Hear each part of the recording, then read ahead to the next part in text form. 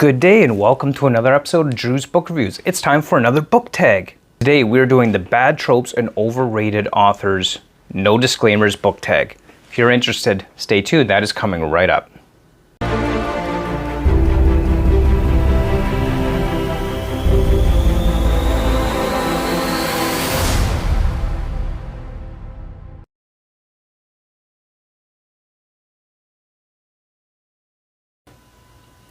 Alright, so before we get into the book tag, make sure you hit that like button and subscribe. You can also join me on Discord and Patreon. All that will be linked below, as well as Alex Nieves' channel, Fantasy Book Talk. He tagged me in his video on this book tag, so I am now doing the tag as I have been tagged. So I'll make sure I link his original video below as well. So let's get into it. Let's get into the no disclaimers book tag.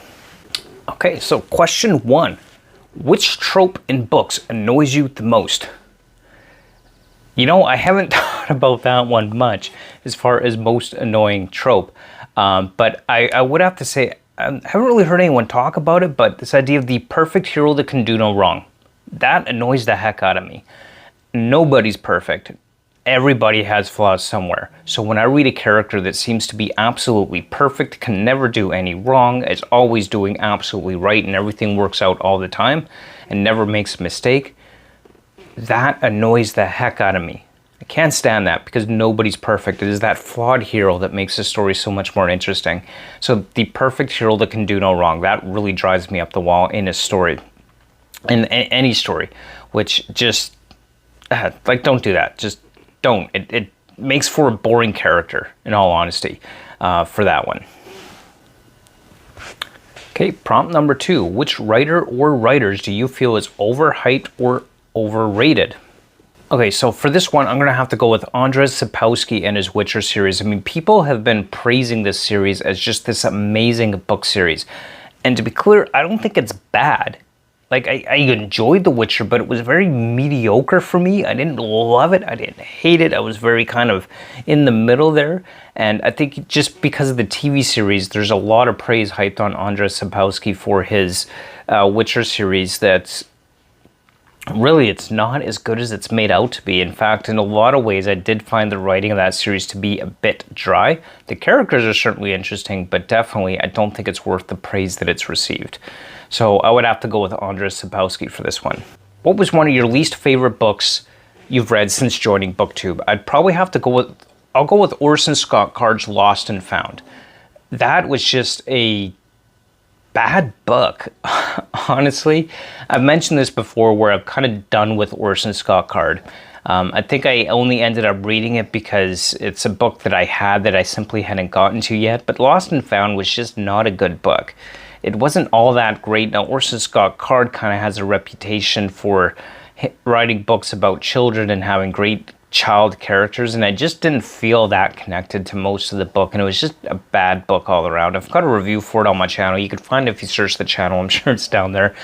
But yeah, that definitely was not a good book, and I'd have to definitely put as one of my least favorites since joining BookTube. Orson Scott Card's Lost and Found. Not a great book at all. Too many plot holes and too boring, really. At the end of the day, it just wasn't a good read. Okay, so next question. What is a terrible ending that otherwise ruined a really high quality book? I gotta be honest, I honestly can't think of a book that I've read in recent memory that I felt had a really terrible ending that ruined an otherwise high quality book. So that is a difficult one. It's been so long since I've honestly read anything that I felt ended terribly. There's definitely been some bad books that I've read, but I can't think of anything that necessarily ended terribly. So that I honestly don't have one for that. It's a pretty tough one, honestly. Because yeah, it's been a long time since I've read a good book with a bad ending. I honestly can't think of one. I honestly can't.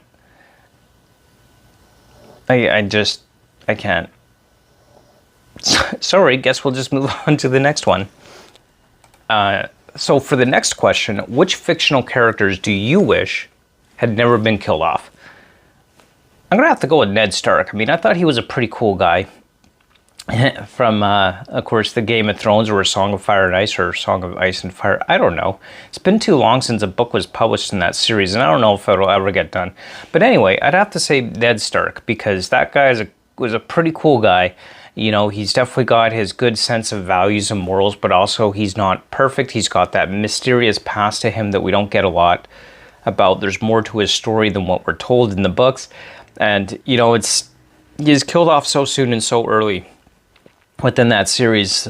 That's definitely a fictional character I wish hadn't been killed off so soon. But definitely, of course, it did serve a greater purpose to the whole story within that world, for sure. So, kind of hard to just flaw the story for that. But yeah, I'd have to say Ned Stark from Game of Thrones for sure, because he would have been a great guy to get to know more. All right, so next prompt. What are some of your bookish pet peeves? All right, so bookish pet peeves. I'll tell you things that are absolute no-no for me. Don't dog ear your books. Just no, don't do that. No dog earing books, absolutely not. Don't write in your books, absolutely not. Put your books back. Don't just leave them scattered around all over the place. When you're not reading a book, make sure it is put back on a shelf where it belongs. Don't leave it lying around, because lying around leads to things getting lost and damaged. Absolutely not. I'll say one of my other bookish pet peeves is, I've only ever had this problem from Amazon, but when you order a book and it's just not packed properly, and then it arrives damaged with bent or broken pages or damaged books, no, like, what the hell? I've had this problem with Amazon, which is why I avoid ordering from Amazon, because literally every book I've bought from Amazon has showed up loosely packed and damaged. Don't do that. Just don't do that. This is why I won't buy from Amazon, books from Amazon. You know, that really annoys me. It's not that it makes the book unreadable, it's that it's not taken care of. It's not packed properly. Like, books need to be cared for so they arrive nice and pretty and new. Sorry, I'm getting a bit of a rant about that one, but that is probably going to be my #1 pet peeve, is when books are not packed properly for shipment and they arrive damaged. I'm calling you out, Amazon. You do this every single time. Indigo, you're great at this. You know how to pack a book properly. You know, it always arrives in perfect condition every time, because you actually know how to pack books properly so they don't get damaged in shipping. But Amazon, you are terrible at this. And you started as a company that sold books online. You'd think you would know how to pack things properly by now. Anyway, end rant. That's the end of my bookish pet peeve. What are some books that you feel should get more recognition? Honestly, I'd have to go with The Demon Cycle by Peter V. Brett. I have not heard this talked about on BookTube anywhere, actually, or at least only ever barely mentioned in passing. I mean, there's a lot of really great books out there. We all know Sanderson's talked about all the time. Wheel of Time is talked about all the time. Red Rising has been talked about a lot lately. But The Demon Cycle by Peter V. Brett. This book series just is not talked about enough, and I think it is seriously underrated, and it's one that I absolutely love, The Demon Cycle, which I will be rereading at one point, but definitely I think The Demon Cycle deserves far more recognition than it's actually received. And that's really unfortunate, because it really is a great book series, The Demon Cycle by Peter V. Brett. So I highly recommend you go check that out if you have not already. And final prompt, what are your thoughts on censorship and banning books? Don't do it. Have you ever heard of the forbidden fruit effect? Yeah, you ban something, you forbid it, guess what happens? You give people a reason to go do the very thing you're banning, because it drives an insatiable curiosity. The forbidden fruit is what we all want to partake of. If you make something forbidden, you're going to find a way to get that into the market. People will read it if you ban it. Don't do it. Censorship? No. Banning? No. Now, on that note, though, I would be in favor of book ratings. I mean, to be completely honest, maybe this is completely unrelated to the question, but I'd definitely be in favor of book ratings. Right now, we just have categories: sci-fi, fantasy, young adult fiction, nonfiction, historical fiction, whatever. You know, categories of books. But there are no ratings for books. I mean, if you think about it, TV shows and movies have ratings to help guide us in understanding what type of content is involved within those books. But there are no ratings on books whatsoever. You know, other forms of media content have rating systems to give you a guide as to what you could expect as far as what's contained in the content within the books. But we don't, or in the media content, but we don't see that in books. And we don't need to censor books. We don't ban books. But I think the industry as a whole could definitely benefit from having a rating to give you a better guide and idea as to, you know, what type of content is included within the book itself. So that at least, we don't believe in banning books. I don't believe in censorship, but that's just one thing that we don't see within the book world. And honestly, I'd probably read a book regardless of its rating, but you know, it'd be good to have that on there for those that want a better idea of what to expect from the book and the type of content. I mean, if you ever picked up a book, read it, and thought, damn, that part really made me uncomfortable. I didn't want to read that. I wasn't expecting it. Well, having book ratings on the books will help with that. It also gives you a guide as to whether you would want to have that book, depending on what kind of things you maybe don't want in your reading. So there you have it, the bad tropes, overrated authors, and no disclaimers book tag.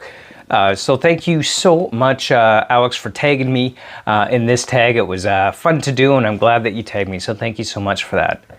All right, as for who am I going to tag for this, I'm going to tag two people. One, I'm going to tag Nikos Book Reviews. I don't know if you've done this tag yet, but if you haven't, go ahead and do it. I'm going to tag you. I don't think you've done it, at least I haven't seen you do it, so I'm tagging you, Nico. I'm also going to tag Epic Talez. I'd love to see your take on this as well, Epic, so I'm tagging you. Their channels will be linked below. And as always, don't forget to like, comment, and subscribe. You can join me over on Discord where we can have a great conversation about book tags and, well, anything that you want, really. And also, of course, you could also join me over on Patreon if you want to support this channel. So thank you so much for watching, and until next time, keep on reading. Bye.